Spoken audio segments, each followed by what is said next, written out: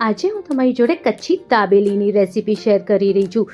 Same to same જેવી બહાર મળે છે એવી જ આપણે ઘરે પણ દાબેલી બનાવી શકીએ છીએ, એ બી બહુ સહેલી રીતથી. તમે ક્યારે બી દાબેલી ઘરે ના બનાવી હોય તો એકવાર આ રેસીપી જરૂરથી ટ્રાય કરજો. ખરેખર એટલી ટેસ્ટી બનશે કે તમે બહારની દાબેલી ખાવાનું ભૂલી જશો. તમારા ઘેર કોઈ નાની મોટી પાર્ટી હોય કે બર્થડે પાર્ટી હોય તો આ રેસીપી જરૂરથી ટ્રાય કરજો. સૌથી પ્રથમ આપણે એનો મસાલો રેડી કરવાનો છે. એના માટે 4 ચમચી જેટલું આખા ધાણા લેવાના છે, 1 ચમચી જેટલું જીરું લેવાનું છે, 1 ચમચી જેટલું આપણે વરિયાળી લેવાની છે, 2 આપણે મેં અહીંયા ફૂલ ચક્ર લીધા છે, 2 નાના કટકા તજના લેવાના છે, 1 મોટી એલાયચી, 4 થી 5 નંગ મેં અહીંયા કાળા મરી લીધા છે અને 4 થી 5 નંગ લવિંગ લેવાના છે, 3 થી 4 મેં અહીંયા લાલ મરચાં જે આખા આવે છે એનો ઉપયોગ કર્યો છે અને 1 તેજપત્ર.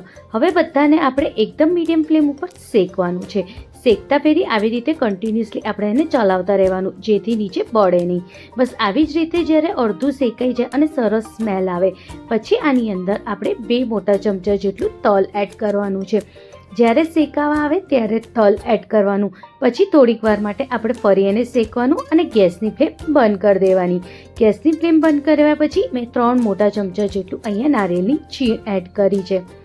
હવે છીણ નાખ્યા પછી બી આપણે એને સરસ રીતે મિક્સ કરી દેવાનું છે.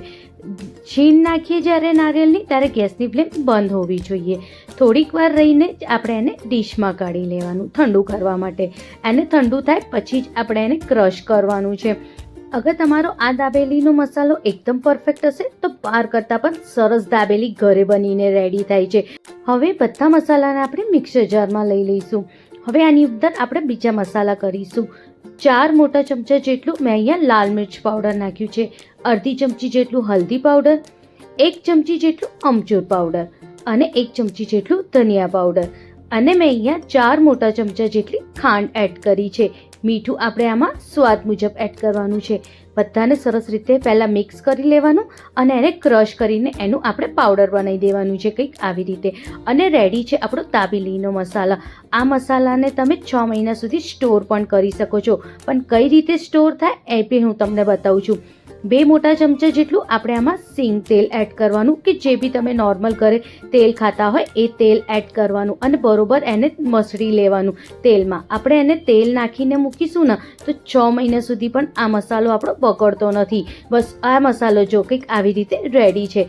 આને તમે એરટાઇટ કન્ટેનરમાં રાખીને ફ્રીઝમાં મૂકી દેવાનું. 6 મહિના સુધી એઝ ઇટ ઇઝ જ રહે છે, સેજ બી ટેસ્ટ નથી બદલાતો. હવે આપણે એની જોડે જે લાલ ચટણી આવે છે એની તૈયારી કરીએ. એના માટે જે આવી રીતના મોટા લાલ મરચાં આવે છે એ મેં 7 થી 8 નંગ લીધા છે. આને મેં 10 મિનિટ માટે ગરમ પાણીમાં પલાળી દીધા હતા. હવે અહીંયા મેં 10 થી 12 નંગ જેટલી લસણની કળી લીધી છે, 1 ચમચી જેટલું જીરું અને મીઠું આપણે સ્વાદ મુજબ એડ કરવાનું છે. હવે આને આપણે ક્રશ કરી લઈશું. આપણે એની ઢીલી ચટણી કરવાની છે કંઈક આવી રીતની જો છે ને. બસ આવી જ રીતની આપણી લાલ ચટણી પણ રેડી થઈ જાય છે. આ લાલ ચટણીને આપણે વાટકીમાં કાઢી લઈશું અને જે મિક્સર જારમાં જે આજુબાજુ ચોટ્યું હોય એની અંદર થોડું પાણી નાખીને એને પણ આપણે વાટકીમાં લઈ લઈશું. જો કંઈક રેડી છે આપણી લાલ ચટણી. હવે આપણે એની બનાવીએ ગળી ચટણી.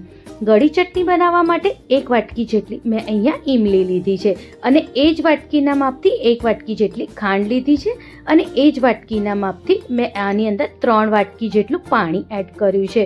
આ પરફેક્ટ માપ છે આપણી ઈમલીની ચટણી બનાવવા માટે.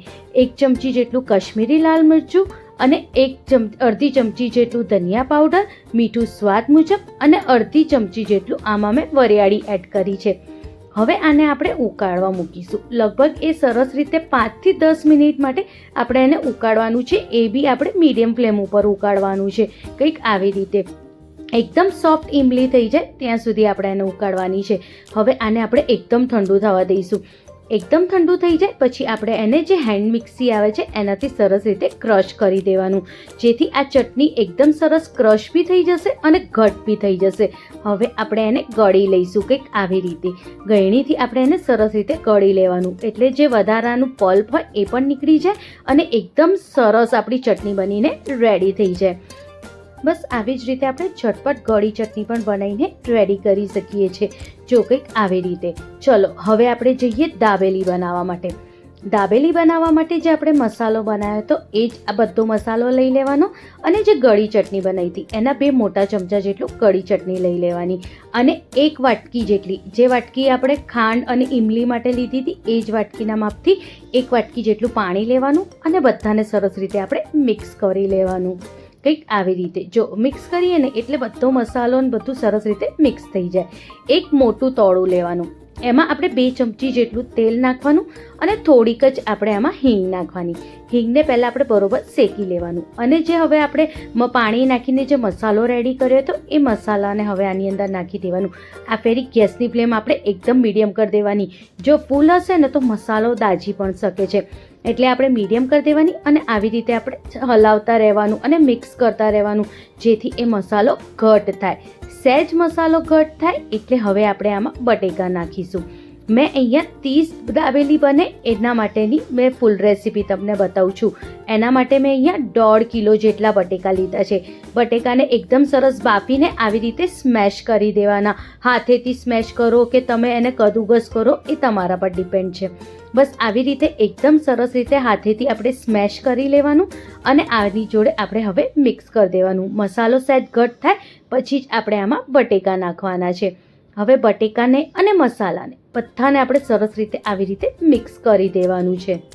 આ ફેરી પણ આપણે ગેસની ફ્લેમ મીડિયમ જ રાખવાની છે, ફૂલ નથી કરવાની અને ધીરે ધીરે આપણે મિક્સ કરી લઈએ. પછી ફરીથી આપણે 1 વાટકી જેટલું પાણી એડ કરવાનું છે. હવે બરોબર આપણે એને મિક્સ કરીશું અને બરોબર એને સરસ રીતે આપણે ઘટ થવા દઈશું. તમે વિડીયોમાં જોઈ શકો છો કઈ રીતે મેં મસાલાને રેડી કર્યું છે. બસ આવી જ રીતે. અને જો કદાચ બટેકા હાથેથી સ્મેશ કર્યા હોય અને થોડા ઘણા આખા રહી ગયા હોય તો જે આપણે ભાજી પાઉંનું સ્મેશર આવે છે કે બટેકા સ્મેશ કરવાનું સ્મેશર આવે છે એનાથી પણ આપણે આને આવી રીતે સ્મેશ કરવાનું જેથી બહાર જેવો સેમ ટુ સેમ જે દાબેલીનો મસાલો હોય છે અંદરનો બનીને રેડી થશે. કંઈક આવી રીતે જો આવી રીતે આપણે જેમ ભાજી પાઉંમાં સ્મેશ કરીએ છીએ એવી જ રીતે આપણે આને પણ સ્મેશ કરવાનું અને રેડી છે દાબેલીનું અંદરનો જે બટેકાનો માવો આવે એ.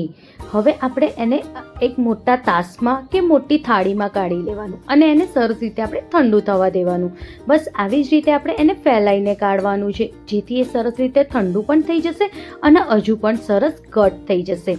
જ્યારે બી આપણે દાબેલી બનાવીએ એને અડધો કલાક પહેલાં આપણે આ માવો બનાવીને રેડી કરી દેવાનું જેથી એનો ટેસ્ટ બહુ જ સરસ આવે. હવે મેં અહીંયા 200 ગ્રામ જેટલી મસાલા સિંગ લીધી છે. મસાલા સિંગને આવી જ રીતે આપણે બધી રીતે બાજુથી ફેલાઈને નાખવાની જેથી ચારે બાજુ સરસ રીતે આપણે મસાલા સિંગ નાખી શકીએ. મેં અહીંયા 200 ગ્રામ જેટલી મસાલા સિંગ લીધી છે. હવે આની ઉપર આપણે થોડી કોથમીર નાખીશું. આમાં તમે કાંદા પણ નાખી શકો છો, પણ મેં નાના છોકરાઓ માટે બનાવ્યા હતા તો અમુક છોકરાઓ કાંદા ખાય અમુક ના ખાય એટલે મેં આમાં કાંદા નથી નાખ્યા. હવે એની ઉપર આપણે થોડા દાડમના દાણા નાખી દઈશું કંઈક આવી રીતે અને થોડી આપણે ઉપરથી એકદમ ઝીણી સેવ નાખી દેવાની. જો કંઈક લાગે છે ને એકદમ સેમ ટુ સેમ બહાર જેવો જ મસાલો આપણો દાબેલીને બનીને રેડી થયો છે. હવે આપણે આની બનાવીએ દાબેલી. દાબેલી બનાવવા માટે પાવને આવી રીતે વચ્ચેથી આપણે કાપી લેવાનું. નીચે અને ઉપર આપણે પહેલાં ગળી ચટણી લગાવવાની. ગળી ચટણી આપણે સહેજ સરખી લગાવવાની જેથી એનો ટેસ્ટ બહુ જ સરસ આવે. હવે વચ્ચે આપણે માવો ભરવાનો કંઈક આવી રીતે.